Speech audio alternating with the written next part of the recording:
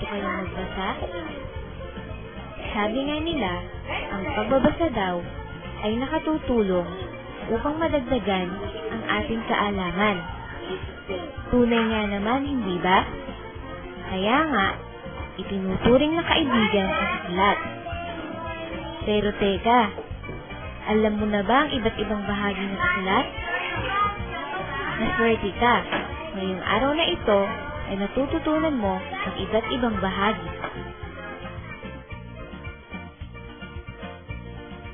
Anong bahagi kaya ng aklat ang nasa larawan?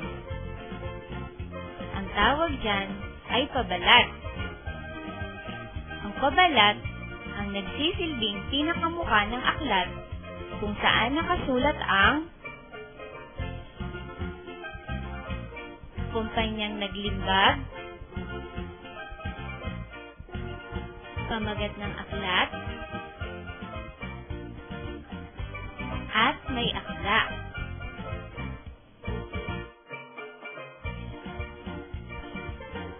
Ang nasa larawan kaya, saan nyo ito karaniwang nakikita? Tama! Sa pangalawang pahina nga. Ang tawag naman dyan ay pahina ng pamagat. Tulad ng pabalat, makikita nyo din dito ang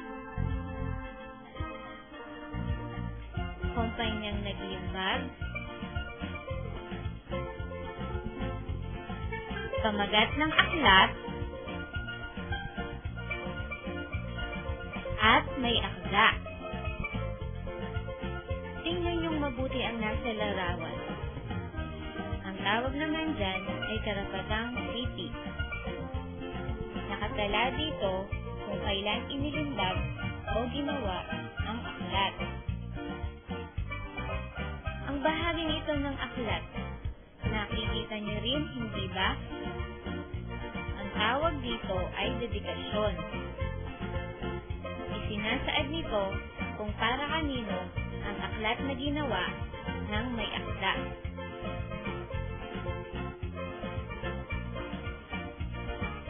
Alam na ninyo siguro ang bahaging ito ng aklat. Tama!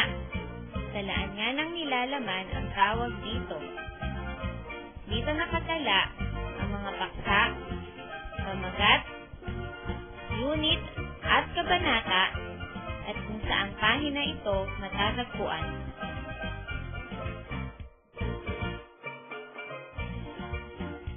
Pagkatapos ng talaan ng nilalaman ay ang katawan ng aklat. Dito nakasulat o nakaguhit ang mga impormasyon sa bawat paksa ng mga unit at kabanata.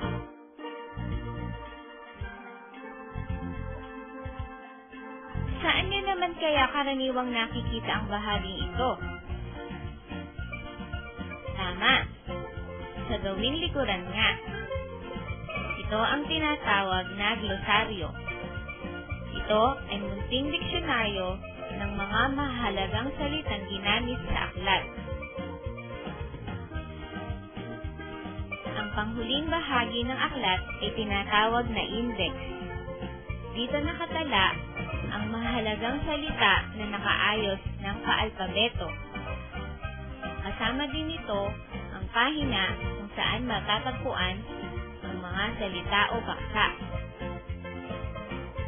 Yan ang iba't ibang bahagi ng aklat. Natutuhan nyo ba? Alamin ko nga.